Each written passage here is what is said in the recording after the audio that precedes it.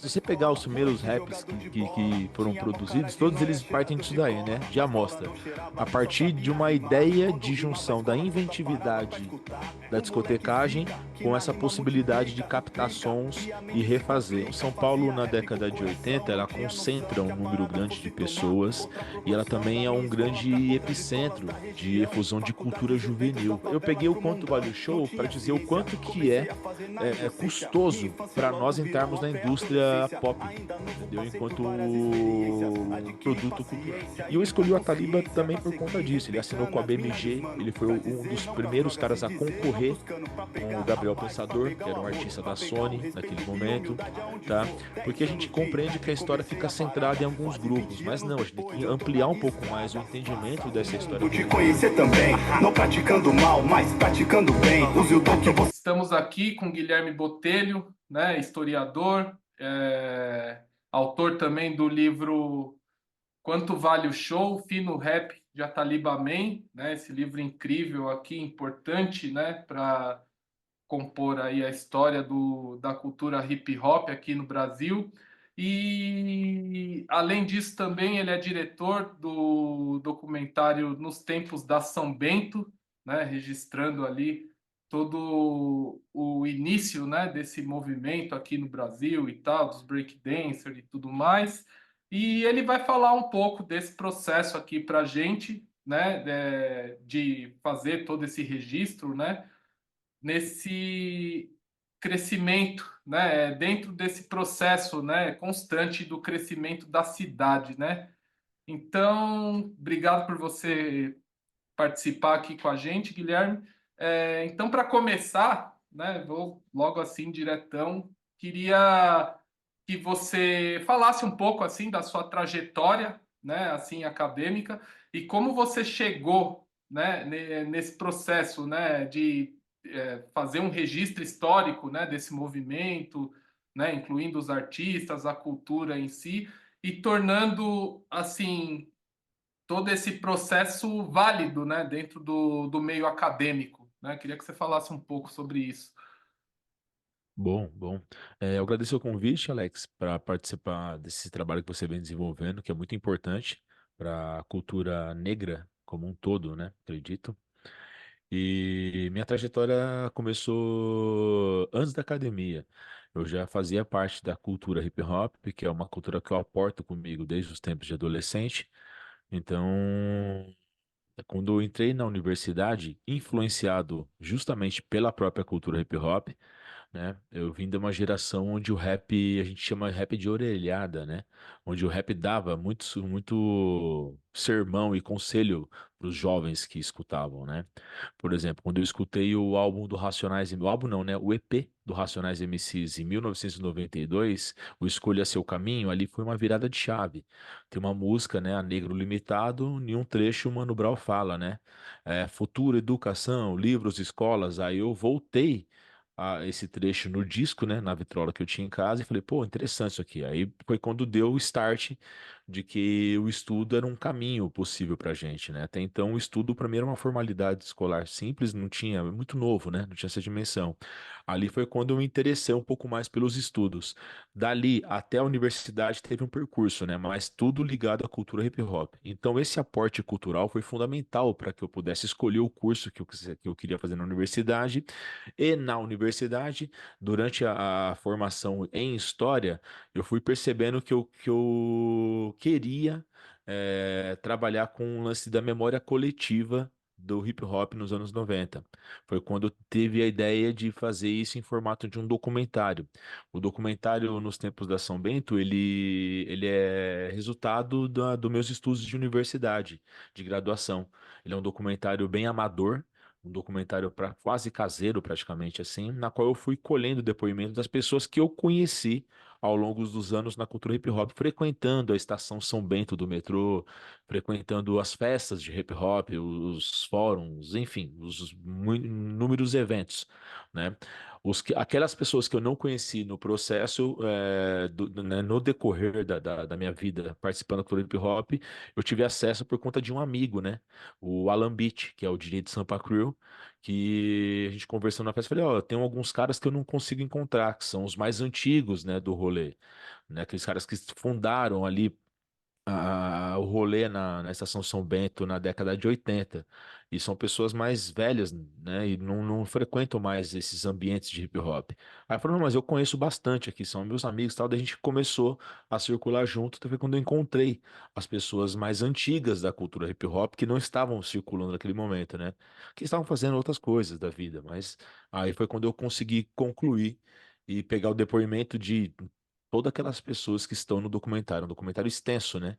De memória coletiva, eles falando, ó, eu frequentava aqui, andava ali, entendeu? Então foi muito importante esse rolê como um todo, né? E é um material que está disponível publicamente para pesquisa, né?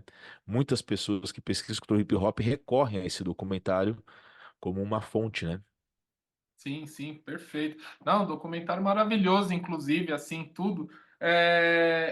E aí, pegando a deixa dessa caminhada toda que você fez, e isso me chamou muita atenção, inclusive, no processo, que é assim, né? É um documentário vivo, né?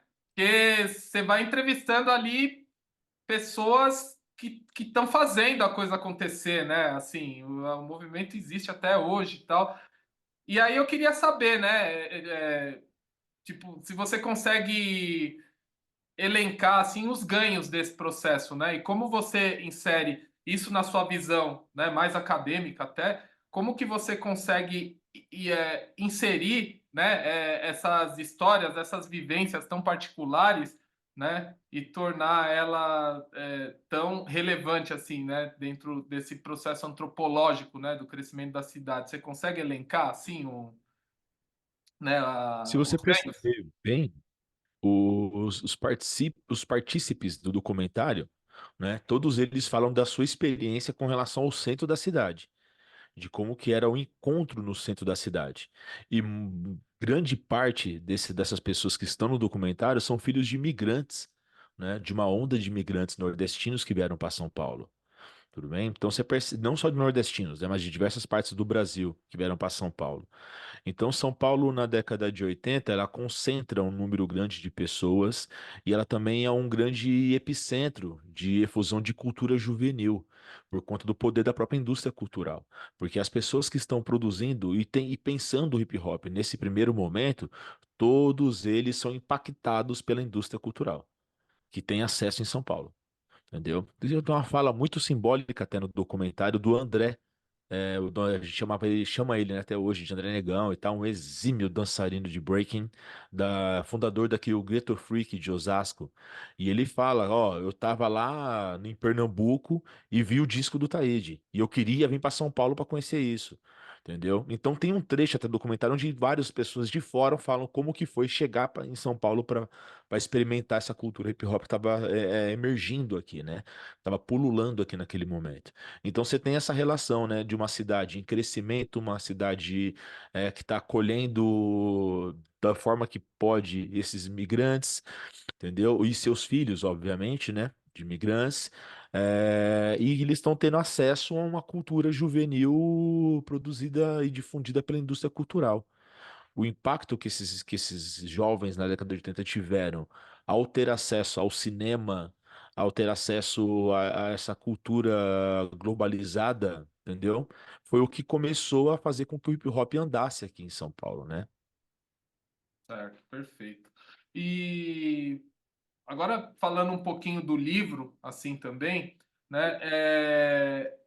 Foi muito interessante assim, porque eu fui com uma visão assim, né? Quando eu comecei a ler o livro, pensava que eu ia conhecer um pouco mais da história, mais especificamente da história do Ataliba. Não que ela não esteja presente ali, né? Mas eu me senti surpreendido assim pela parte técnica, né? Como você detalha o processo para fazer o hip hop acontecer, assim, né? Então aí eu queria saber assim, né? Como que você pensou a reação do público, assim, né? Porque eu acho que a gente está mais acostumado, de uma maneira geral, a ouvir as histórias, né? Nem tanto entender o processo, assim, né? Eu acho que você mesclou as duas coisas, assim, né? E aí eu queria saber se, assim, se você tinha uma noção assim de como ia chegar no público que ia ler o livro, se ia ser uma coisa mais segmentada, só para galera do hip hop, ou se tipo assim, notavelmente você atingiu um público acadêmico também, né? Até pelas falas presentes no livro ali e tal. Então, queria que você falasse um pouco mais sobre isso. Então, esse é um assunto bastante interessante, né? A primeira devolutiva que eu tenho nesse sentido do livro. Mas eu já havia percebido isso, tá? Porque é o seguinte, nós temos uma questão muito comum de somente o entendimento de testemunhos, né? Quando eu fiz o documentário da São Bento, muita gente, nossa, que interessante e tal, não sei o que, isso que aquilo. Eu falei, pô, mas mais do que o testemunho, você tem ali uma explicação de contexto que é o que é interessante pra gente. E o livro, Quanto Vale o Show, o Fino Rap de Ataliba Man, ele é fruto de uma dissertação de mestrado. Quando eu terminei a graduação, né? Aí eu terminei o documentário junto com a graduação, entendeu? Daí eu falei, peraí, tem um detalhe no filme que ele é minúsculo assim e passou batido por todo mundo. Eu falei, não, mas eu não posso deixar isso passar batido. Que foi o depoimento do DJ Cri, que era o DJ do Ataliba. Quando ele falou assim, pô, a gente tava dentro do estúdio e os caras não entendiam o que a gente queria fazer. Aí dentro desse montaréu de testemunhos de como cada um tava experienciando o hip hop ali, produzindo, tentando fazer acontecer, eu falei, putz, isso aqui é louco, louco. Porque ele foi mostrar pra mim ali naquele depoimento dele que existia uma tensão dentro de um imaginário criativo represado. Eu falei, ó, isso aqui é interessantíssimo. Isso aqui explica muito mais do hip hop pra gente do que alguns depoimentos que são mais ligados. Ah, eu assisti o filme, achei legal, fui tentar dançar, fui tal. Eu falei, ó, peraí. Então, dentro dessa elaboração de como se fazer o hip hop, teve momentos de tensão e que estão ligadas a outras questões ligadas à história do Brasil como um todo.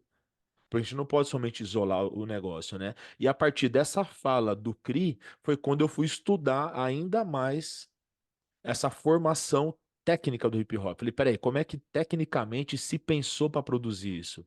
Quando que o hip hop ele deixa de ser uma mera caricatura para ser de fato uma cultura? Porque até então, a experiência narrada dos testemunhos, você fica muito atento à caricatura. Ó, eu vi o filme Beat Street e queria fazer igual o cara lá. Queria fazer igual o Crazy Legs dançando. Eu queria fazer igual o Ken Swift dançando. Eu queria discotecar igual o Grandmaster Mel Mel, o Grandmaster Flash, enfim. Esse produto que chega importado dos Estados Unidos pra gente, então o pessoal queria mimetizar. A partir do momento que o pessoal deixa de mimetizar para fazer uma coisa autoral, é onde eu peguei. Falei, tá aqui, ó. Tá aqui. Então, o livro Quanto Vale o Show, o Fino do Rap da Taliba Man, não é somente um livro de testemunhos da história do Ataliba, que também está presente e tem que estar presente, certo? Porque a gente entende o percurso pessoal dele para dentro do processo. Mas eu entendendo que a construção do hip hop ela é coletiva, fica muito mais amplo o processo. Eu falei, então, ó, tecnicamente se construiu o hip hop, a sonoridade do hip hop, né? Que é o recorte que eu fiz aí. A sonoridade do hip hop brasileiro perpassa por esse percalço aqui, ó. Por essa introdução dessas frequências, dessa condição, para se chegar à obra de Ataliba Man, que foi o primeiro artista negro de São Paulo a assinar, certo? Com uma gravadora multinacional. Então eu pensei, se o rap ele sai, se o hip hop, né? O rap em específico, mas o recorte aqui também. Se o rap ele sai dessa caricatura, que era imitar o que vinha de fora, para se tornar um produto cultural aqui também, aí é que tem que perpassar pela história do Ataliba, que é muito importante. E eu escolhi o Ataliba também por conta disso. Ele assinou com a BMG, ele foi um dos primeiros caras a concorrer com o Gabriel Pensador, que era um artista da Sony naquele momento, tá? Porque a gente compreende que a história fica centrada em alguns grupos, mas não, a gente tem que ampliar um pouco mais o entendimento dessa história como um todo. Esse foi o debate que eu quis propor. Eu falei, ó, então, mais do que o testemunho, é importante a gente compreender como isso se dá dentro da história. Então ampliei a literatura. Muitos caras do rap que tiveram acesso ao livro, alguns ainda não entenderam. Eu falei, não, mano, é que vocês estão acostumados com um tipo de literatura que é a literatura de testemunho. Você vai lá e abre a história. Por exemplo, você pega o livro do Nelson, feito pelo Gilberto Yoshinaga. Ele é um jornalista. Então a linguagem daquele livro é jornalística e é um livro testemunho. Por mais que ele tenha em alguns momentos, ainda esses lances de compreender a história do Nelson dentro de contextos históricos, o que é sensacional. Eu só coloquei um pouco mais de Dendê nessa perspectiva. Eu sou historiador, né? Acima de qualquer coisa, eu sou um historiador. Então, a função do historiador não é só contar uma história, é explicar ela também, né? Então, por isso que o livro ele explica a história. Ei, ei, salve, DJ Ajamu. E aí, Eu percebo na leitura que você até compara, muitas vezes, assim, o processo com os processos de fazer música pop, por exemplo, né? E aí eu queria que você aprofundasse um pouco mais. Você falou, por exemplo, a questão do Gabriel Pensador, né? Então eu queria que você aprofundasse mais a relevância, né, desse entendimento em especial para para catalogação mesmo, né, do hip hop, assim. Queria que você colocasse seu ponto aqui. você tem no Brasil, nessa década de 80, ainda uma discussão muito efervescente, oriunda da movimentação negra da década de 70, que é uma reafirmação de uma identidade negra que escape dessas malhas da democracia racial, que é uma nova constituição de sujeito negro no campo da cultura, tá? E você tem, chega em 88, com a Constituição Cidadã, a dimensão de cidadania ele é ampliada, certo? Ele é ampliada dentro da própria história do Brasil. Então, essa reconstrução ou essa nova reformulação da identidade negra nesse período perpassa pela produção cultural, certo? E a juventude negra urbana, tá, estava reconstruindo a sua identidade, rediscutindo cidadania a partir do material que ele tinha em mãos, que era justamente essa cultura pop globalizada.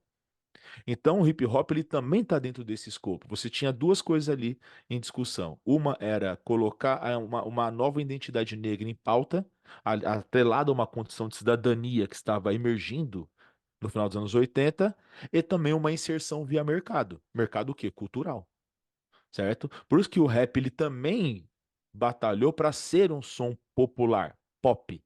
O rap ele disputou o popular no campo da cultura.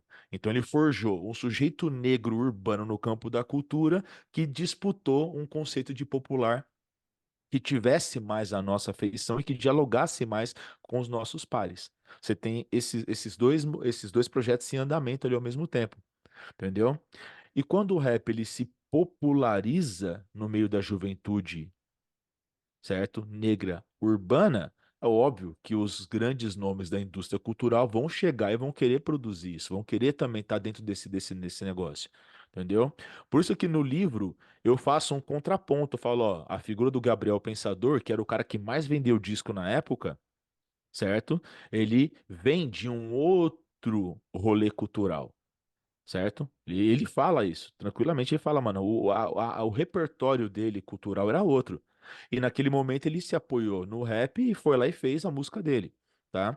E você tinha uma outra condição de repertório sendo mobilizado pela juventude negra, que também estava disputando essa questão de colocar o rap num patamar de pop, certo? Então você tem isso em andamento.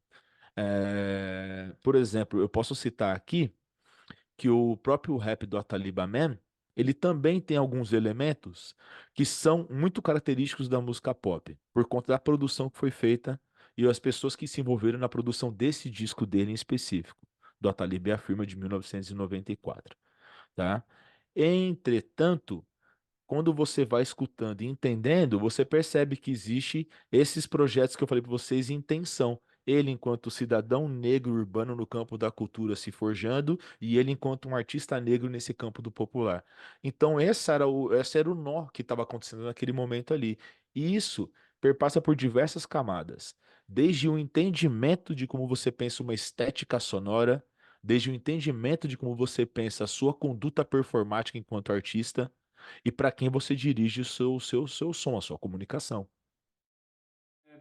fiquei a pensar, né, nesse seu último, né, nessa sua última resposta, se assim, né, tem uma coisa que é muito utilizado, né, pelos DJs de hip hop, assim, os MCs, né, que geralmente eles fazem um sample, né, então eles pegam pedaços de música de música de diversos estilos e tal, e vai criando outras, vai orquestrando outras, assim, e tal, né?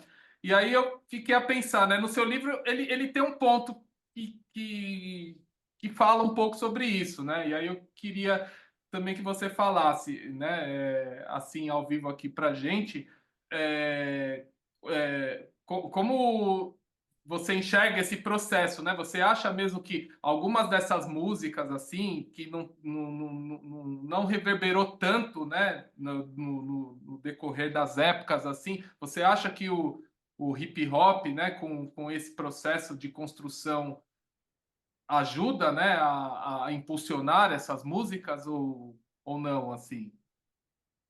É interessante, né? Porque o hip hop ele existe por conta de uma da sonoridade, né? Por conta de uma revisitação aos sons que antecedem, né, a própria existência do hip hop. Entendeu? Ele vive disso, porque o modo de composição do hip hop, ele é um modo de composição que ele não é de notação, né? Ele não é uma música notada, né? Ele é uma música que parte de outros princípios de composição. Ele subverte essa lógica de composição da música do século XX, né? Entendeu? É interessante isso, porque ele parte de uma composição de amostra, entendeu? Então, o ouvido do produtor de música rap, ele tá sempre atento a isso, a amostras, né? Isso só pode ser possível por conta do acesso às tecnologias que o próprio século XX proporcionou, tá? Então nós temos duas coisas aí. O que a tecnologia de manuseio de som do século XX proporciona e o que o DJ, enquanto técnica de discotecagem, ele transforma isso numa arte, né? Porque você pegar o gesto mecânico de colocar um som a partir da vitrola, você transformar isso numa arte. Mano, é de uma subversão estética impressionante. Impressionante, tá? E a ideia de sample vem disso, né? De você pegar essa amostra do que seria o que a indústria te entrega pronto de música e subverter isso, e refazer, reinventar, né? E se você pegar os primeiros raps que foram produzidos, todos eles partem disso daí, né? De amostra. A partir de uma ideia de junção da inventividade da discotecagem com essa possibilidade de captar sons e refazer. E a própria ideia de como que você vai assentando essa sonoridade para que a palavra ganhe força. O rap, ele é isso, o rap é um texto, né? O rap é um texto, tá?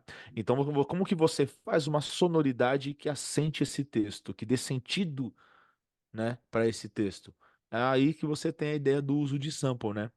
Recentemente vazou um vídeo do KLJ, já tinha ouvido ele falar sobre isso em alguns momentos, mas novamente aqui por conta da internet, né, que sempre está reiterando conteúdos, ele recontou essa história, né, num baile que tava fazendo. Ele falou, ó, cheguei em casa, peguei o som o disco que eu comprei na loja da Gordo Discos e fiquei ouvindo em casa esse trecho que eu sampleei na MPC tantas horas seguidas até falar bateu, entendeu? Aí você vê esse processo criativo, né?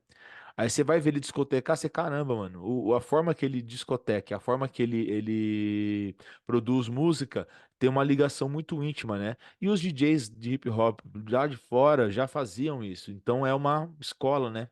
É louco isso daí, mano. Interessantíssimo. E interessante que a escolha de samples para composição não está ligada a uma ideia de direito autoral e tal, não sei o que, está ligada a um repertório, né? Antes era um repertório muito ligado ao baile, depois passa a ser um repertório ligado ao underground, digamos assim, né? Aquilo que soa como algo novo, né? É interessante isso daí, pra caramba. Não, demais. E mais do que isso, tudo que você falou é que não necessariamente você vai buscar as referências apenas no gênero rap, né? Você pode pegar sons infinitos de qualquer coisa, assim, né? e tudo, até, sei lá, som de vento, né? Se encaixar ali no Tudo. processo criativo, né? É maravilhoso isso, assim, né? Tudo, É, tudo. É louco, porque tem uma cena no filme do Beat Street que o Double K, né, que é o DJ, ele vai pegando som de goteira, som de qualquer coisa, entendeu? Pra meu, fazer uma música que se entende como arte negra, né? Isso traz a ideia da dimensão da universalidade da arte negra. Todo mundo tenta sempre se enquadrar, né? Arte negra, porque é o rap, é a África. Não, mano, o rap ele é mundial. Ele é a nossa capacidade de se deslocar pelo mundo através do imaginário e se posicionando de diversas formas. A gente pode pegar desde um som de Mozart, Beethoven, até uma goteira ou um som do, sei lá, mano. Enfim, artistas de qualquer parte do planeta. A gente pode samplear qualquer coisa, entendeu? É o deslocamento da arte negra pelo mundo. É interessantíssimo isso. sim, sim, total, demais. E aí, Guilherme, para finalizar aqui, né, tem uma pergunta que eu não posso deixar de fazer, né? Que, assim, né? Para além da questão polêmica do Ed Mota, né, quais são as problemáticas, né, que você ainda enxerga nesse processo, né? Afinal de contas, acabamos de completar aí 40 anos de hip hop aqui no Brasil, 50 no mundo, né? E assim, muita coisa foi feita, mas penso que ainda tem muito por fazer, né? Esse papo de favela venceu, não acho que venceu ainda, né? Mas queria saber seu ponto aí, né? É, mano, favela venceu, é complicado esse discurso, né, mano? É complicado. Eu tenho, lá também, eu fico olhando e falei, peraí, venceu como? Aonde? Mas enfim, né? Pois É, é. pensando na nossa própria produção cultural, tá? Por mais que o hip hop, o rap, ele não seja mais uma novidade, não é novidade, tá? Qualquer moleque hoje sabe o que é o hip hop, entendeu? Dentro, obviamente, de um estereótipo, né? Não, talvez não saiba profundamente o que é, como nós que fazemos parte da cultura hip hop pesquisamos a coisa, entendeu? Mas ele já tem uma ideia do que seja essa cultura hip hop, tá? É, por mais que isso ainda esteja bem difundido e que o hip hop hoje ele seja uma grande base da música pop mundial, ainda tem, né, esses olhares um pouco de não entendimento para o que é feito, do não entendimento que é feito. O Ed Mota, essa fala dele foi muito infeliz, né? Ele sendo o artista que ele é, com todo o conhecimento dele musical, foi uma fala infeliz, mano. Uma fala muito infeliz, assim, entendeu? Acho que não caberia nem no campo da discussão que ele fez ali, entendeu? Acho que a gente tem problemas mais sérios com relação às nossas culturas circulando do que o Edmó tá falando essas besteiras de internet. Ele sempre tá vivendo isso, né? Fazendo uma polêmica ali, ou tá lá e tal, não sei o quê, entendeu? Ainda mais ele, né? Ainda mais ele, com todo o histórico dele de produção de música com referências principalmente estadunidenses, né? Hum. Entendeu? Hum, Confesso, assim, que eu fiquei até com preguiça de querer entender por que que Edmota fez aquilo. Eu falei, Edmota, mano. Mas, enfim, a cultura hip hop, ela circula hoje com mais tranquilidade pelo mundo. Ela já é mais entendida e mais assimilada enquanto base de uma cultura pop de amplo espectro, né? Tá? E não tem como negar, se hoje a cultura periférica tá em ebulição por conta do funk, o quanto que o hip hop não colocou isso daí também em ação, entendeu? Essa molecada hoje que tá produzindo funk, que tá não só o funk regional, mas o funk que tá se globalizando, entendeu? É muito resultado da nossa própria assimilação de hip hop aqui e reinvenção. Entendeu? Isso é nítido, é nítido. Só não vê esse percurso quem não quer. Entendeu? Se você pegar principalmente essa virada dos anos 2000, onde começa um funk um pouco produzido em São Paulo, com o que junta referenciais de diversas culturas regionais aqui, urbanas, e pega o hip hop como grande impulsionador, você percebe isso nitidamente. Você fala, ó, tá aqui, ó, tá aqui, tá aqui. Então o hip hop hoje tá gerando frutos, né? Por mais que muitos moleques hoje do funk não tenha esse vínculo com uma geração anterior como nossa geração teve.